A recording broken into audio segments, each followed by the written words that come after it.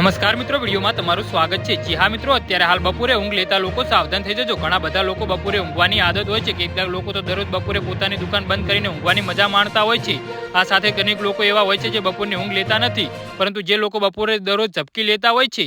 જી હા મિત્રો, અત્યારે હાલ મોટા અને મહત્વના સમાચાર સામે આવી રહ્યા છે। તો મિત્રો, સમાચારમાં વધુ વિગતવાર વાત કરીએ તો, પરંતુ જે લોકો દરરોજ બપોરે ઝપકી લેતા હોય છે એમના સ્વાસ્થ્યને ફાયદાની સાથે સાથે નુકસાન પણ થાય છે। જો કે બપોરની ઊંઘ તેમને રિફ્રેશમેન્ટ કરાવે છે, પણ એકદમ સ્ટ્રેસ ફ્રી થઈ જાવ છો તો તમે જાણો કે બપોરે ઝપકી લેવાથી હેલ્થને થતા નુકસાન વિશે।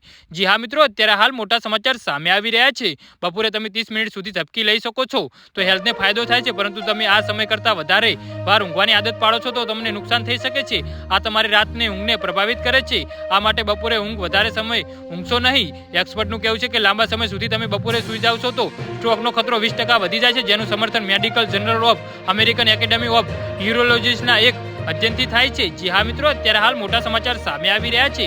આમાં જાણવા મળ્યું છે કે લોકો બપોરે 90 મિનિટ કરતાં વધારે ઝપકી લે છે તો એમને સ્ટ્રોક આવેલા જોખમ 25% વધી જાય છે। જી હા મિત્રો, તો આના વિશે તમારું શું કહેવું છે તો નીચે કમેન્ટ બોક્સમાં જરૂરથી જણાવજો અને અમારી યુટ્યુબ ચેનલને સબસ્ક્રાઇબ કરવાનું ભૂલતા નહીં। ધન્યવાદ।